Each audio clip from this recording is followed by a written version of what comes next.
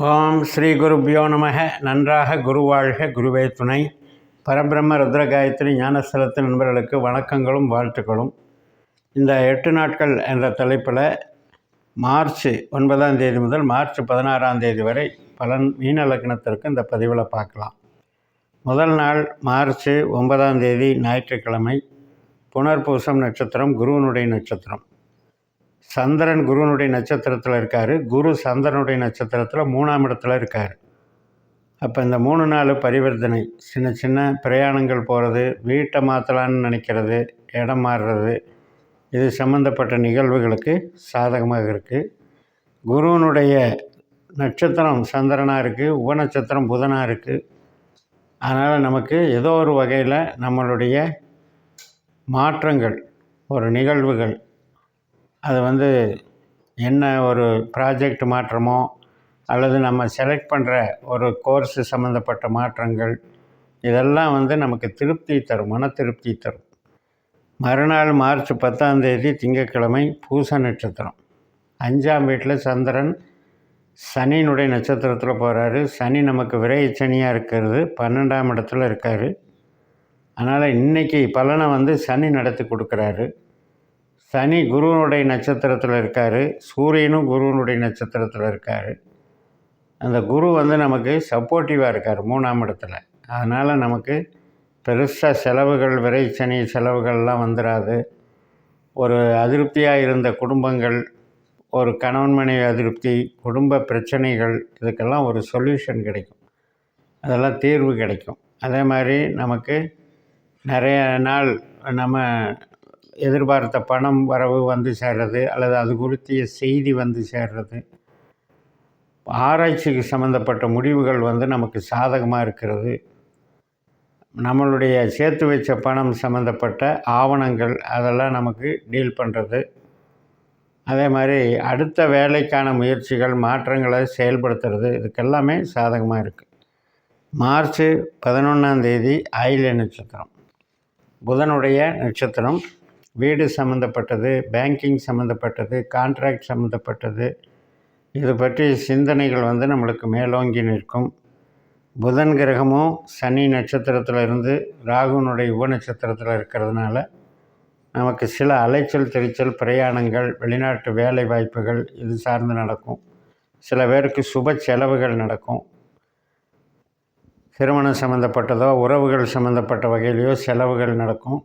சில பேருக்கு மருத்துவ சிகிச்சைகளும் நடக்கும், மருத்துவ செலவாகவும் இருக்கும். மார்ச் 12 புதன்கிழமை, மக நட்சத்திரம். நம்மளுக்கு 6ஆம் வீட்டில் சூரியன் வீட்டில் சிம்ம ராசியில் சந்திரன் இருக்கார். மக நட்சத்திரத்துக்கு அதிபதியான கேது 7ஆம் வீட்டில் இருந்தாலும் அவர் சூரியனுடைய நட்சத்திரத்தில் இருக்கிறதுனால, சூரியன் நமக்கு 12ல் இருக்கார், சனியும் 12ல் இருக்கார். அதனால் இன்றைக்கி நம்பக்கூடாதவங்களை நம்பினால் அதனால் வரக்கூடிய விரயங்கள், ஏமாறக்கூடிய அமைப்புகள் அப்படின்றது இருக்கிறதுனால இன்றைக்கி பணம் கொடுக்கல் வாங்கலோ அல்லது ஒரு உறுதிகளை கொடுக்கறதோ வேண்டியதில்லை. அதே போல் நமக்கு பொருள் பாதுகாப்பில் ரொம்ப கவனம் செலுத்தணும். தேவையில்லாமல் நம்ம பொருள் சம்மந்தப்பட்ட விஷயம் அடுத்தவர்களுக்கு தெரியப்படுத்துறதுலையோ அல்லது கணவன் மனைவி சார்ந்து சண்டை சச்சரவுகள், பகைகளை வளர்த்துக்கிறதுலையோ கொஞ்சம் எச்சரிக்கையாக இருக்கணும். மார்ச் 13 வியாழக்கிழமை, பூர நட்சத்திரம், சுக்கிரனுடைய நட்சத்திரம். சுக்கிரன் லக்னத்திலே தான் இருக்கார், சனி நட்சத்திரத்தில், ராகுனுடைய உப நட்சத்திரத்தில் இருக்காங்க. இன்றைக்கி கொஞ்சம் உடல் அசதிகள் தோன்றும், செலவுகள், சுப செலவுகள் தோன்றும். வேலையில் பார்த்திங்கன்னா வேலை சார்ந்து சில அடுத்த பொறுப்புகள் சேர்க்கிற மாதிரி இருக்கும், இல்லைன்னா இன்னொரு டிபார்ட்மெண்ட்டுக்கு மாற்றுற மாதிரி இருக்கும். புதுசாக வேலை தேடுறவங்களுக்கும் வேலை மாற்றங்கள் கிடைக்கும். செலவுகள் கவனிச்சுக்கணும், கண்ட்ரோல் பண்ணிக்கணும். விரைச்சனியினுடைய சாரம் வாங்கக்கூடிய அமைப்பில் நமக்கு இன்றைக்கி நட்சத்திரம் சுக்கிரன் வேலை செய்கிறாரு. சுக்கிரன் கூட புதனும் சேர்ந்துருக்கார், சனி நட்சத்திரத்தில் இருக்கார். அதனால் கட்டுக்கடங்காமல் நமக்கு ஒரு பக்கம் வரவு வந்துக்கிட்டு இருக்கு, ஆனால் ஏதோ ஒரு வகையில் செலவு நடந்துக்கிட்டே இருக்குது. அந்த செலவை எப்படி கண்ட்ரோல் பண்ணதுன்னே தெரியல அப்படின்னு நிறைய பேர் இது பண்ணுறது பார்ப்போம். அதுக்கு காரணம் நமக்கு விரையாதிபதியினுடைய நட்சத்திரத்தில் இருக்கிற கிரகங்கள் தான் அப்படிங்கிறத புரிஞ்சுக்கணும். பாஸ்கரா அஸ்ட்ராலஜி சிஸ்டத்தில் நம்ம ஜாதகத்தை கணித்து பார்க்கும்போது உண்மையிலேயே நமக்கு சனி எப்பேற்பட்டவர், 8ஆம் பாவமோ 12ஆம் பாவமோ உபநட்சத்திரமாக வந்திருந்தால் அவருடைய திசையும் நடந்தால் அது பாதிப்பை கொடுக்கும். அது மாதிரி 12 உபநட்சத்திரங்களை நம்ம தெரிஞ்சுக்கிட்டு பயன்படுத்தணும். மார்ச் 14ஆம் தேதி உத்திர நட்சத்திரம், சிம்ம ராசியில் ஒரு பாதம், கன்னி ராசியில் 3 பாதம், 12:55க்கு கன்னி ராசிக்கு மாறிடுவார். சூரியன் நமக்கு சனியோடு சேர்ந்து லக்னத்திலேயே இருக்கார். சூரியன் குருவுடைய நட்சத்திரத்தில் சந்திரனுடைய உபநட்சத்திரத்தில் இருக்கிறதுனால இன்றைக்கும் உற்பத்தி சார்ந்த தொழில்கள், வேலைவாய்ப்புகள் இது சார்ந்து நன்மைகள் நடக்கும். வீட்டுக்கு தேவையான பொருள் வாங்கிறது, கன்ஸ்ட்ரக்ஷன் ஒர்க் பண்ணுறது, பில்டிங் கன்ஸ்ட்ரக்ஷன், இடம் வாங்கிறது, வாகனம் வாங்கிறது, இது சம்மந்தப்பட்ட நன்மைகள் நடக்கும். அனைத்து விதமான தொழில் சார்ந்த நன்மைகளும் இன்றைக்கி நல்லாயிருக்கும். அரசு சம்மந்தப்பட்ட பணிகள் நமக்கு சாதகமாக செயல்படும். மார்ச் 15ஆம் தேதி அஸ்த நட்சத்திரம் காலையில் 8:53 அப்போ சந்திரன் 7ஆம் வீட்டில் சந்திரனாகவே செயல்படுறாரு. ஒரு ரிலாக்ஸேஷன் இருக்கும்.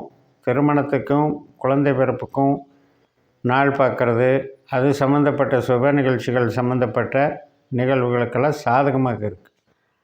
குழந்தைகளோடு குதூகலம், என்ஜாய்மெண்ட்டு, என்டர்டெயின்மெண்ட்டு இதெல்லாம் நல்லா இருக்குது. தெய்வ வழிபாடும் சிறப்பாக இருக்குது. இஷ்ட தெய்வ வழிபாடு, குலதெய்வ வழிபாடு சாதகமாக இருக்குது. புது நண்பர்கள் சந்திப்பு, புதுவிதமான பழக்க வழக்கங்கள் மற்றும் நம்ம பேங்கிங் ஒர்க்கு இது சார்ந்த ஒர்க்கெல்லாம் நல்லாயிருக்கு. கலை நிகழ்ச்சிகள் சார்ந்த நன்மைகளும் நடைபெறும்.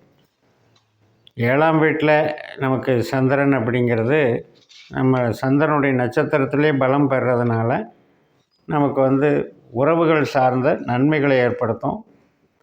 பொருளாதாரம் சார்ந்தது நியூட்ரலாக இருக்கும், ஒன்றும் பாதிக்காது. பட் பெருசாக டெவலப் பண்ணாது. மறுநாள் மார்ச் 16ஆம் தேதி ஞாயிற்றுக்கிழமை சித்திரை நட்சத்திரம் நண்பகல் 11:44க்கு செவ்வாயினுடைய நட்சத்திரம். செவ்வாய் நமக்கு 4ஆம் வீட்டில் இருக்கார். குருவனுடைய நட்சத்திரத்துலேயும் புதனுடைய உப நட்சத்திரத்துலேயும் இருக்கார். 4ஆம் வீடு செவ்வாய் அப்படிங்கிறது உற்பத்தி சார்ந்த தொழில்கள் குறிக்குது. Communication, spare parts industry, construction work, மற்றபடி ஹார்ட்வேர் சம்மந்தப்பட்டது, பெயிண்டிங்கு, இது மாதிரி ஹார்ட்வேர் சம்மந்தப்பட்டதெல்லாம் இருக்குது. பட் இந்த செவ்வாய் குருவை போல் செயல்படுறதுனால இன்றைக்கி சின்ன சின்ன சேஞ்சஸ் இருக்கும். உற்பத்தி சார்ந்த தொழிலில் கொஞ்சம் உற்பத்தி தடை பண்ணுற மாதிரி நிகழ்வுகள் இருக்கும். இன்றைக்கி அந்த மாதிரி உற்பத்தி லைனில் இருக்கவங்க மார்க்கெட்டிங்க்கு கவனம் செலுத்தலாம். டிசைனிங், சாம்பிளிங் இந்த ஒர்க்கெல்லாம் பண்ணிக்கலாம். மற்றபடி இந்த வாரம் முழுக்க மீனத்துக்கு இந்த விரயச்சனியினுடைய தாக்கத்தில் ஒரு 2-3 நட்சத்திரங்கள் சொன்னேன் இல்லையா, அந்த நாட்களில் மட்டும் கவனம் செலுத்தி, மற்றபடி உங்கள் ஜாதகத்தில் 12 உபநட்சத்திரங்களை கண்டுபிடிச்சி கோச்சாரத்தில் அது எந்த நட்சத்திரம் எந்த தொடர்பில் நமக்கு என்ன பலனை தரும்னு தெளிவாக நம்ம கேள்விக்கு பதில் தர்ற வகையில் ஜோதிடத்தை பயன்படுத்துங்கள். இந்த பதிவை நிறைவு செய்கிறேன். இந்த சேனலை சப்ஸ்கிரைப் பண்ணி ஷேர் பண்ணுங்கள். உங்கள் தனிப்பட்ட ஜாதக பலாபலன்களை என்னுடைய வாட்ஸ்அப் நம்பரில் தொடர்பு கொண்டு பலன் பெறுங்கள். உங்களிடமிருந்து விடைபெறுகிறேன். உங்கள் ஜெயம்எஸ். நன்றி, வணக்கம்.